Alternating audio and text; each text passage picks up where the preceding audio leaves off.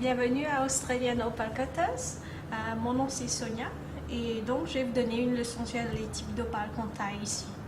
Donc il y a 4 types d'opales qu'on taille. On a notamment le blanc que vous voyez ici. Le blanc qui est le plus commun.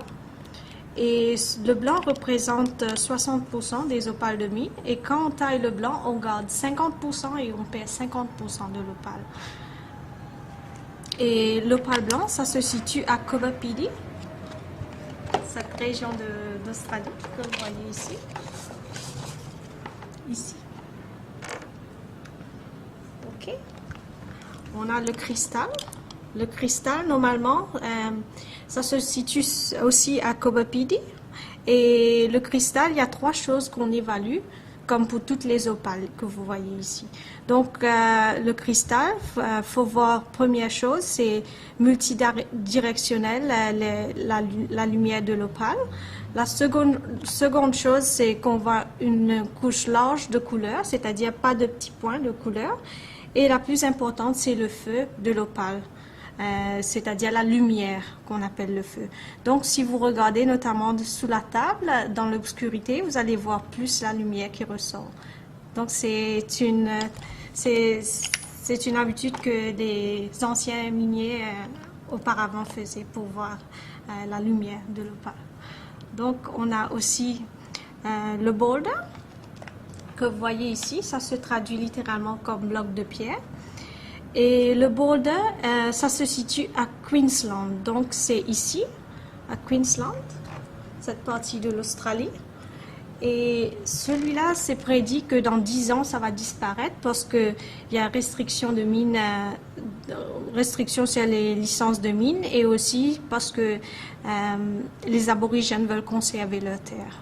Donc, celui-là, ça se trouve surtout entre les rochers, c'est-à-dire cette pierre que vous allez voir, je vais vous montrer ici. Donc, l'opale, ça se situe au milieu. Donc, vous êtes chanceux si ça se casse d'elle-même et vous avez une paire déjà faite. Sinon, il faut le couper en deux parce que c'est très rare d'avoir une paire. Et donc, quand on taille l'opale, on garde une couche de la roche marron qu'on appelle roche de fer et une couche de l'opale. Donc, ça donne plus d'intensité à la couleur de l'opale. OK? Et on a le noir. Donc, le noir qui se situe ici. Donc, le noir a l'oxyde de fer à l'intérieur. C'est ça, il y a une couche de gris, normalement, et une couche de l'opale. Et celui-là, le noir, vous pouvez avoir en gris ou sinon en noir ici. Le vert, le jaune, couleur de l'arc-en-ciel, mais le rouge étant le plus coûteux pour toutes les opales. Ça, c'est comme ça.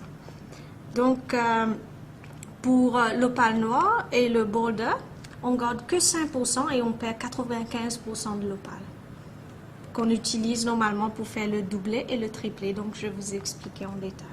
Donc, le doublet que vous voyez ici, c'est constitué d'une couche de la roche que je vous ai montré avant, le boulder opal, et aussi une couche de l'opale en haut. Ça peut être n'importe quel type d'opale que nous collons naturellement ensemble avec l'opale.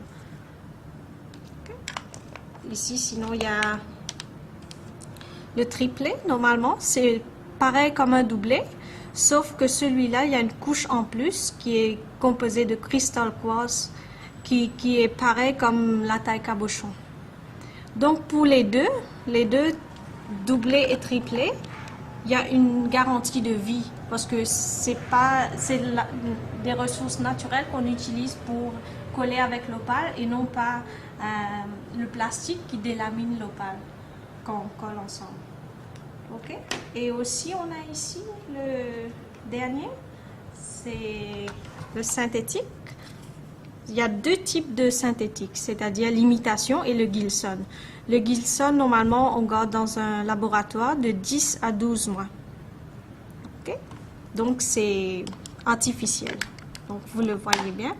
Donc, juste pour vous donner une idée de prix, disons que si par exemple le triplet vaut 50 $, le doublet vaudra 100 $, le blanc 200 $, le cristal 400 $, le boulder 800 $ et le noir 1600.